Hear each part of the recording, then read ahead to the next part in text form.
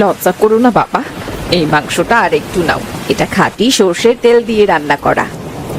মা, আমি তো আর পারছি না, অনেক খেয়েছি।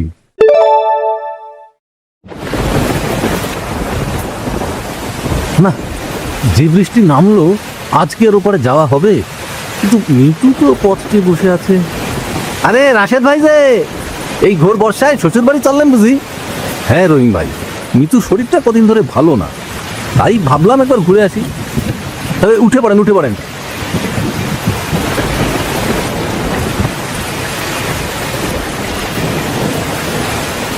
হ্যাঁ, সাবধানে বসবেন, গাঙের পানি কিন্তু আজ বেশ চড়া।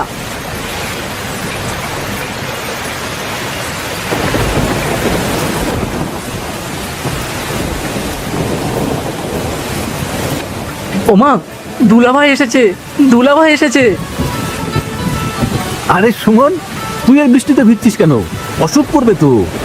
এই নে, এই নে, তোর জন্য চকলেট এনেছি। এই বৃষ্টিতে কেন আসতে গেলে? দেখো তো কি অবস্থা হয়েছে, পুরো ভিজে তো সপাং সপাং করছো। আপা, দুলা ভাইয়ার সাথে তোমার মুখ দেখি শরতের আকাশের মতো পরিষ্কার হয়ে গেল। আগে তো মেঘ করেছিল। আরে না না, তেমন কিছু না, তোমাদের কথা মনে পড়লো তাই চলে এলাম। বাবা রাশেদ, তাড়াতাড়ি মাথাটা মোছো।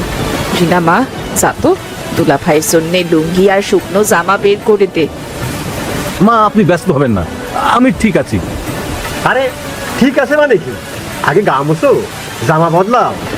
জহুরা, রাশেদকে একটু গরম চা দাও। বাড়ির সবাই ভালো আছে তো বাবা? তোমার আব্বার হাঁপানির টানটা কি কমেছে? জি বাবা, এখন অনেকটা ভালো। বৃষ্টির জন্য বাড়িতেই এখন থাকেন।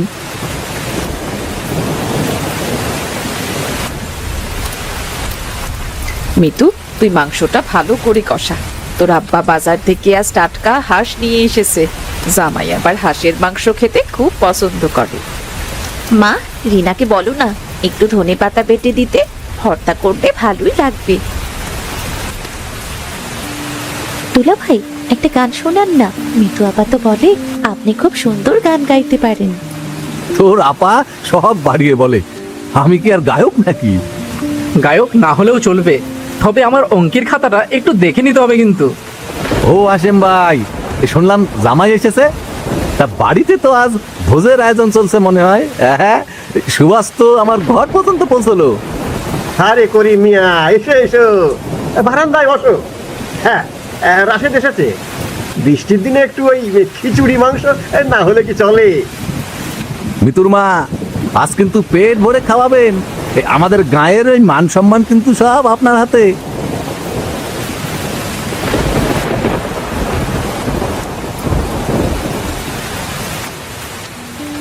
লজ্জা করো না বাবা, এই মাংসটা আর একটু নাও। এটা খাঁটি সর্ষের তেল দিয়ে রান্না করা। মা, আমি তো আর পারছি না, অনেক খেয়েছি।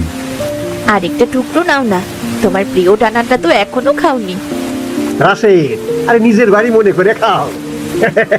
এই বৃষ্টির দিনে গরম গরম না খেলে মজা পাওয়া যায় না।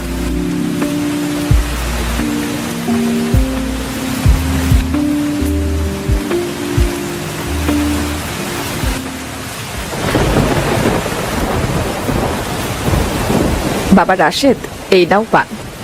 তোমার শ্বশুর আবার এই পানের খুব ভক্ত। সুপারিগুলো একদম নরম, তোমার কোনো অসুবিধে হবে না খেতে। আহ মা, পানের স্বাদটাও অন্যরকম। এই শোনো, খাওয়ার পরে কিন্তু ঘুমিয়ে পড়ো না জানো। আজ বৃষ্টির দিনে আমাদের অনেক পরিকল্পনা আছে। পরিকল্পনা মানে? এই বৃষ্টির মধ্যে আবার কোথায় যাবি?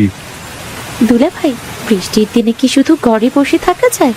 আমরা সবাই মিলে আজ ছাদে বা উঠোনের এক কোণে বসে বৃষ্টির শব্দ শুনবো, আর আপনি আমাদের শোনাবেন শহরের গল্প। আর ফুটবল, দুলাভাই আপনি বলেছিলেন না আমাকে ড্রিবলিং শেখাবেন? উঠোনের কাদার মধ্যে কিন্তু ফুটবল খেলার মজাই আলাদা। ওরে সুমন, আরে ওকে একটু জিরোতে দে, কত দূর থেকে এই ভিজে ভিজে এসেছে। রাশেদ, তুমি একটু শুয়ে নাও বাবা। এই বিকেলের দিকে এই বৃষ্টি কমলে আমরা ওই বাঁশ বাগানের ওদিকে একবার চক্কর দিয়ে আসবো। নতুন মাছ পড়েছে বিলে, দেখে আসবো।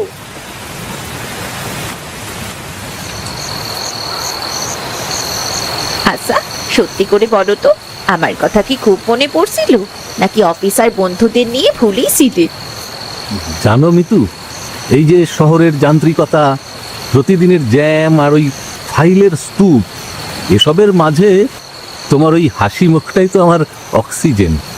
বিশ্বাস করো, আজ এই বৃষ্টি দেখে আমার মনে হলো যদি ডানা থাকতো তবে উড়ে চলে আসতাম। তাই তো কোনো কিছু না ভেবেই বেরিয়ে পড়লাম। তুমি না খুব বেশি গুছিয়ে কথা বলতে পারো। আচ্ছা, ওই যে মিষ্টির হাড়িটা আনলে, মা তো খুব খুশি হয়েছে, কিন্তু রিনার জন্যে ওটা কি এনেছো? ও তো লাল ফিতের জন্যে পাগল হয়ে আছে। শুধু লাল ফিতা কেন, ওর জন্য গল্পের বই আর তোমার জন্য নীল রঙের একটা শাড়িও ব্যাগে আছে। ব্যাগটা তো এখনো খোলাই হয়নি। ওরে বাবা, আমার নাম শোনা যাচ্ছে কেন? দুলা ভাই, আমার লাল ফিতে কোথায়? এখনই বের করে দিন। আরে রিনা, তুই কি সব সময় আড়ি পেতে থাকিস নাকি? হ্যাঁ, দাঁড়া, ব্যাগ থেকে বের করে দেখাচ্ছি।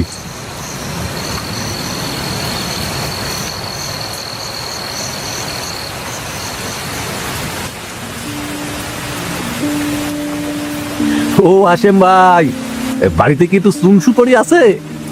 আমার তো ওই পানের নেশানি গেছে। এই যে জামাই বাবাজি, কেমন আছেন? দুপুরে তো নিশ্চয়ই জহুরা ভাবি আপনার পেট ফাটিয়ে খাইয়েছে। আচ্ছা আচ্ছা করিম, বসো। জহুরা, ও জহুরা, একটু ওই পেঁয়াজ আর ওই কাঁচা মরিচ দিয়ে মুড়িটা মেখে দাও দেখি, আমরা সবাই মিলে ওই একসাথে খাই।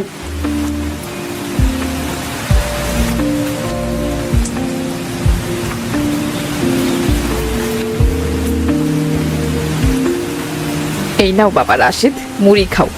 বৃষ্টির সন্ধ্যায় এই মাখানো মুড়ি ছাড়া যে আড্ডাই জমে না। মা, দুপুরে যা খেয়েছি তারপর আর কিছু খাওয়ার জায়গা নেই, কিন্তু এই মুড়ির ঘানে লোভ সামলানো কঠিন।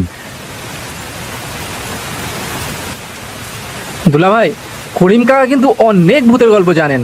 আমাদের পাড়ার ওই শেওড়া গাছের ভূতটার গল্প বলেন তো কাকাই। আরে সে কি দেশে ভূত? হ্যাঁ, একবার ওই পূর্ণিমা রাতে আমি যখন খাল পাড় দিয়ে ফিরছিলাম,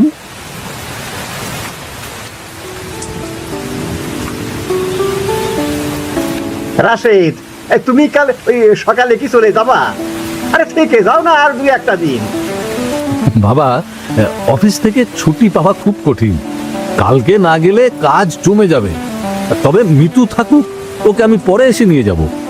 তুমি ছাড়া আমি একা কি করে থাকবো? আমাকেও সাথে নিয়ে চলো। মিতু, তুই এমন করিস না তো, জামাই তো মাত্রই এলো। তুই কটা দিন থেকে যা, তোর শরীরটা একটু সারুক। এখানে শাকসবজি আর মাছ খেয়ে কদিন বিশ্রাম নে। হ্যাঁ মিতু, মা ঠিকই বলেছেন। আমি আগামী শুক্রবারে আবার আসবো তোমাকে নিতে।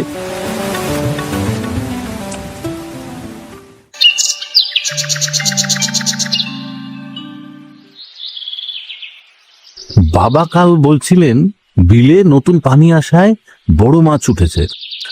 আজ সকালে বাজারে গিয়ে নিজেই একটা বড় মাছ নিয়ে আসি না কেন? হ্যাঁ, চমকে দিই সবাইকে। হ্যাঁ ঠিক।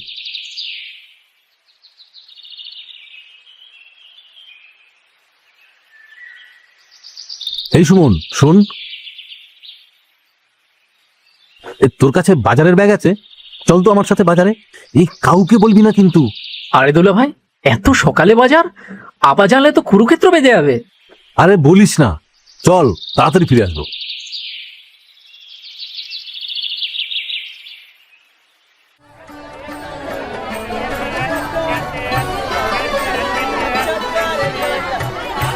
আরে জামাই বাবাজি যে, তাই এত সকালে বাজারে কি মনে করি? মিতুর মা কি সকালে নাস্তা দেয়নি? না না কাকা, তা কেন হবে? ভাবলাম আপনাদের বাজারের টাটকা মাছের স্বাদ নিয়ে যাই। ভাই, এই কাতলা মাছটার ওজন কত হবে? 5 কেজির উপরে হবে কর্তা।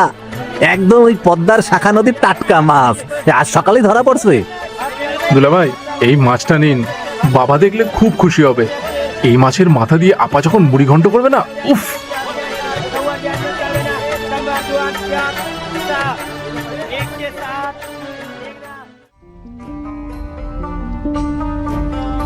এই যে সাহেব, কোথায় যাওয়া হয়েছিল শুনি? কাউকে কিছু না বলে এইভাবে কেন উধাও হলে? আমি তো ভয় পেয়ে গিয়েছিলাম। আপা রাগ করো না, দেখো দুলা ভাই কি এনেছে। এই দেখো, রাজকীয় কাতলা। হোমা, এত বড় মাছ! বাবা রাশেদ, তুমি আবার বাজারে গেলে কেন?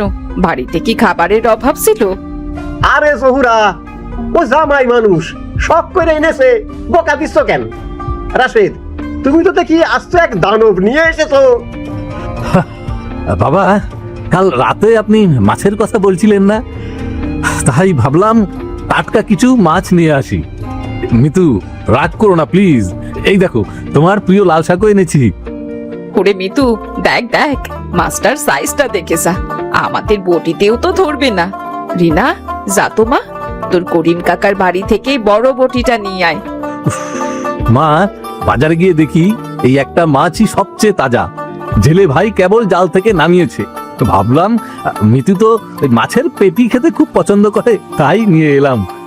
হয়েছে, আর আদিক্ষেতা দেখাতে হবে না।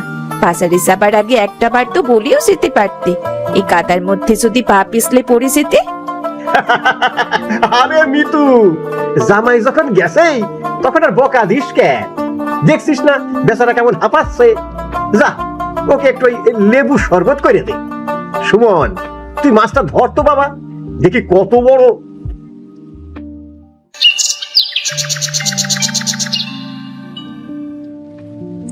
দুলা ভাই, আজ কিন্তু মাছের মুড়ি ঘন্টটা আমি রান্না করব। যদি খারাপ হয় তবে কিন্তু ফেলে দিতে পারবেন না। তোর হাতের রান্না এমনিতেই অমৃত, রিনা। তবে শোন, মাছের কালিয়াটা যেন মিতু করে, হ্যাঁ? ওর হাতের সেই ঝাল ঝাল কালিয়া না খেলে আমার আবার পেট ভরবে না। আর আর আমার ভাগ? আমি তো মাছটা বয়ে আনলাম। মা, আমায় কিন্তু 2 পিস মাছ ভাজা বেশি দেবা। তোর জন্যে কি আলাদা করে বলা লাগে রে পাগলা? আগে মাছটা কুটে নি। রাশেদ বাবা, তুমি আজ খেয়ে কিন্তু বিকেলে একটু ঘুমোবে। বৃষ্টির দুপুরে মাছের ঝোল আর ভাত খেয়ে ঘুমোনোর যে আরাম দুনিয়ায় আর কিছুই নেই।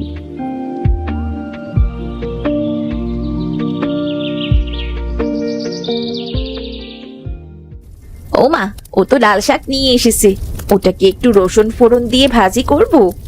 হ্যাঁ রে মা, সাথে আরো 2টো শুকনো মরিচ পুড়িয়ে দিস, আর মাছের মাথাটা দিয়ে ডাল দিয়ে মুড়ি ঘন্ট কর। কলিজা আর তেলগুলো দিয়ে একটা চচ্চড়ি করিস, তোর বাবা সেটা খুব পছন্দ করে।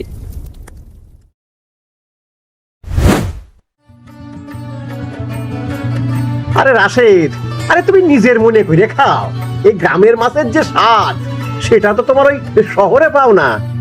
নাও বাবা নাও, প্রথমে একটু লাল শাক দিয়ে শুরু করো, তারপর মাছের ভাজাটা নাও। মিতু, মাছের পেটিটা দে ওকে।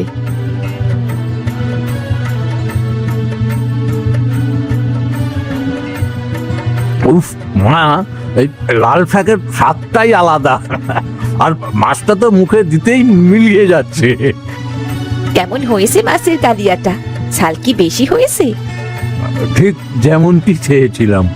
তোমার হাতের জাদুর কাছে সব হার মানে।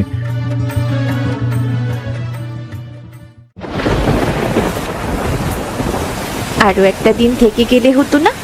দেখো না, বাইরে কেমন বৃষ্টি হচ্ছে। আমি তো আসবোই আগামী সপ্তাহে।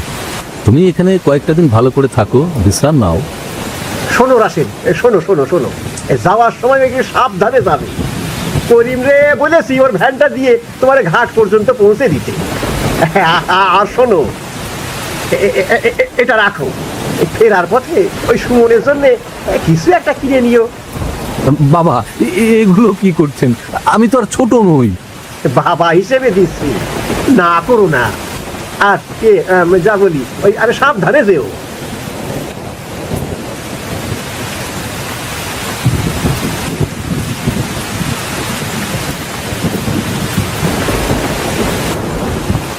দুলা ভাই, আপনি গেলেই বাড়িটা আবার নিঝুম হয়ে যাবে। আপনি আবার তাড়াতাড়ি ফিরে আসবেন তো? অবশ্যই আসবো রে, তোর জন্য অনেক বড় গল্পের বই নিয়ে আসবো। সুমন, পড়ালেখায় যেন ফাঁকি দিস না, হ্যাঁ? চলেন রাশেদ ভাই, সন্ধ্যের আগে ওপরে পৌঁছতে হবে তো।